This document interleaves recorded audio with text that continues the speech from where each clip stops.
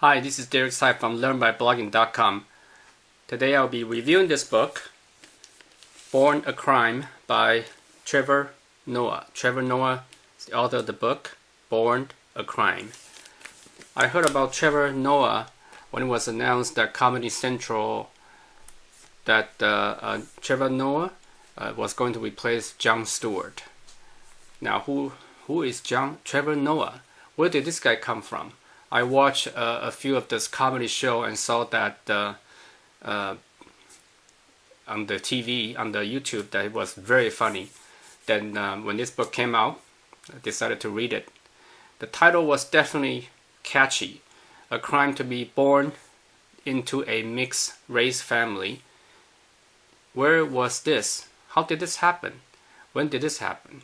Did this happen recently? This is when I got hooked, and I utterly enjoyed this book and highly recommend this book to anyone who don't appreciate or understand racism, or appreciate or don't even understand what it is, poverties, and how some of this part of the world live. It would definitely make you appreciate what we have got in this country. Now you can follow along over here. I put the blog description over here. The book has every chapter has an intro page before each chapter, and really set the tones and then forward for the chapter. It's very nicely done, and I really appreciate that. Very nice style. The book started out with the story of being thrown out of the minibus as a 10-plus-year-old youngster by his mother, because his mother saw that saw the danger of being killed or raped by the people in the bus driver, and because they are from different tribes. And of course he survived the fall and ran, which is ran very hard to home, and it's very key survival skill for him.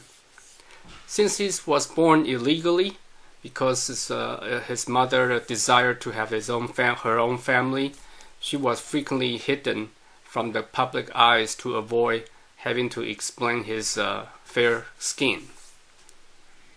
So that was interesting tidbit.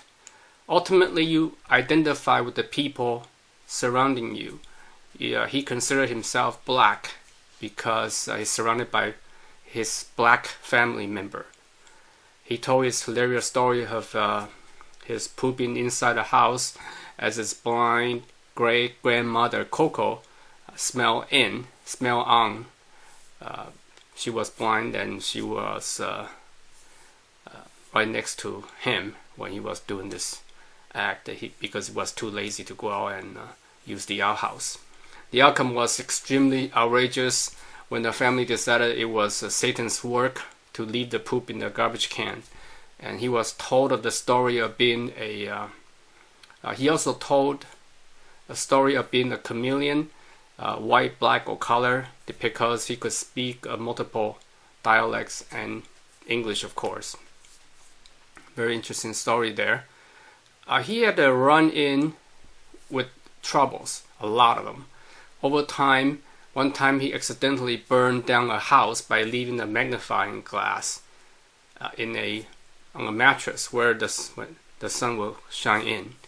And he has always been a troublemaker since young age. Then he told about this pet story. Cats at that time, or maybe still are, perceived as witches.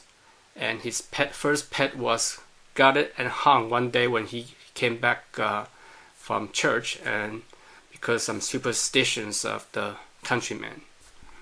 Then he moved on to dogs, and there's a story about Fifi. Fuffy's story is that he came away with a story that you cannot own the things that you love, because he discovered at his young age that Fuffy was also owned by another family during the time when he was in school.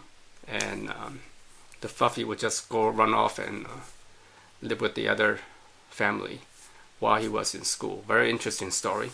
And then he talked about the girl's story that he had got dumped on Valentine's Day once. Then he had a crush with this girl, but never told her about his feelings. Then one day that she moved out of the country.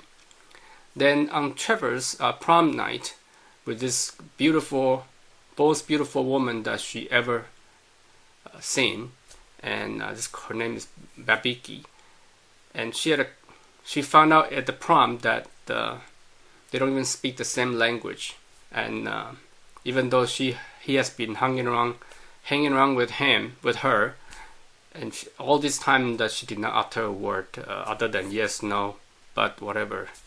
So that was very funny that they don't speak the same languages, and pretty sad. At some point, he reconnected with his white father after a 10-year gap, and he found that his father, Robert, has kept track of his career all these years.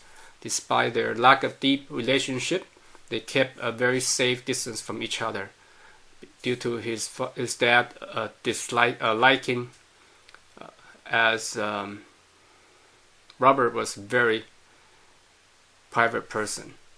He doesn't want to have anybody find out about him.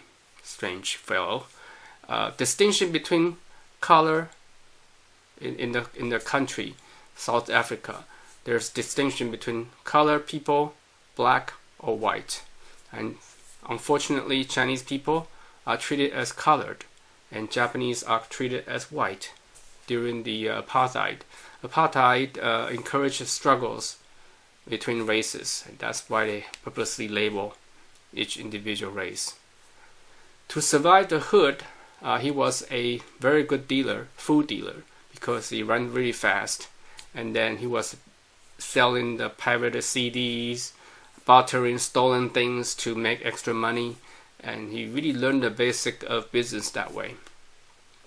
And almost he got caught stealing the chocolate bar, poking his hands through the screen door. Instead, his best friend Teddy was arrested. Despite a video recording, he was never picked out because they considered that because the color contrast of the camera, they suspect that the other person, it should be white, and he was like right in the middle. So he got away with that. Trevor's venture into CD pirating and DJing, and that's how he started out. At the end, there was some story about this Hitler. Hitler is one of his friends' name, and those in Africa, they name any famous people. They don't know what that person does or why the reason they are selected. The name was selected, and they were chanting "Go Hitler, Go Hitler" in a Jewish school, and got kicked out of that Jewish school. So quite hilarious. And Trevor very good. He has a very good observation about legal laws and parents' rules. So laws appear to be more rational than the parents' rules, because parent serves as the judge, a jury, and the executioner for your entire childhood, and feels like they give you a life sentence for every misdemeanor, and that's his feelings. Turns out that his experience with the law was not exactly rational. And Noah's 1 week experience in the jail for driving his stepdad's car without permission, without the license plate, the legal license plate, got himself in the jail, and he was stopped by a police who mistook him as a carjacker.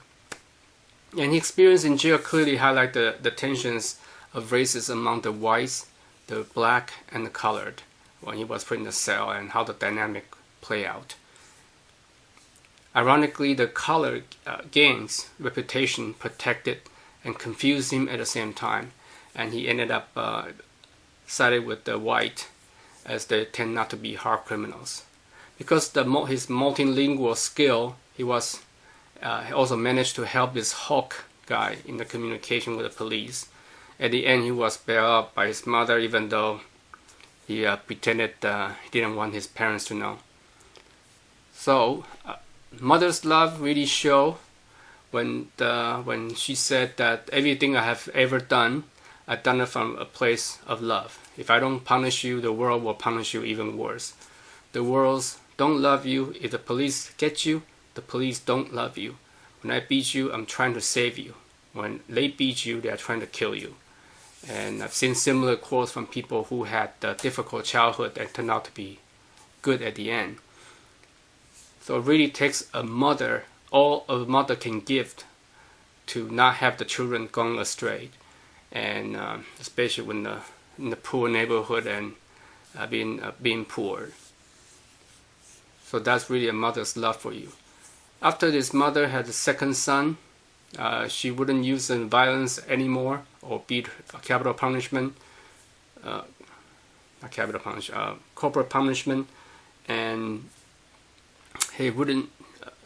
And then, as Loa said, that the relationship is not sustained by violence but by love. Love is a created act. When you love someone, you create a new world for them. Very good quote. Next, on the being a color person in South Africa is very confusing. This quote spell out his dilemma. Because racism exists and you have to pick a side. You can say that you don't pick sides, but eventually life will force you to pick a side. That's the reality over there. Then the last chapter was a really heartbreaking story. If you want to read the story, you can skip this, the rest of the discussion. His mother was subjected to domestic violence of his stepfather, Abel, who turned into a tyrannical monster after quitting weed and started drinking alcohol, himself because of his failed car garage business, despite his skill and all the efforts of Noah's mother to turn the business around. So the first time that his stepfather hit his mom was when he was 9 years old, and he and his mother endured many more years of beating from Abel, who at Noah's 6th grade beat him violently because he's faking his mother's signature to avoid going to some classes. So Noah was able to move out of his mother, but his mother, Patricia, was trapped with 2 sons from Abel. And the tragic ending happened when Noah got a call from his little brother that the mom was shot by gunshot by Abel. He rushed back to see his mother at the hospital and discovered miraculously that although she was shot in the head, the bullet missed all the critical organs and arteries and veins, and without causing any too severe damages. So during his hospital stay, he discovered that he still doesn't have he did not have a health insurance, and he was willing to pay for the hospital bill. But the discussion about the black tax came up when the children could not get under the spell of the poverty, just because they had to keep paying for the sins or the debts of the family. And the vicious cycle continues, then plunge into poverty themselves, and so that's what it defined as the black tax. There was another observation that make this that he has made, that the mothers will suffer, will offer the children unconditional love, but not necessarily reciprocated by their children. So the children's love to the mother is not the same, not conditional or non-unconditional. I thought about this and I tend to agree with him on that. It's a very interesting observation. So this was a great read for me to understand and appreciate the upbringing of a man into unfortunately circumstances in the mixed family, and mixed race family in our country during the changing time of the country when the apartheid was abolished. So there was pain, there was love, there was hate, crime, drama, all wrapped up into this one man story in this book. So now Trevor Noah is a successful comedian, and what a story. I don't think there's any fictional author who can come up with a better story than that. So with that, I want to wrap up the review, and until next time, thanks for watching. Bye now.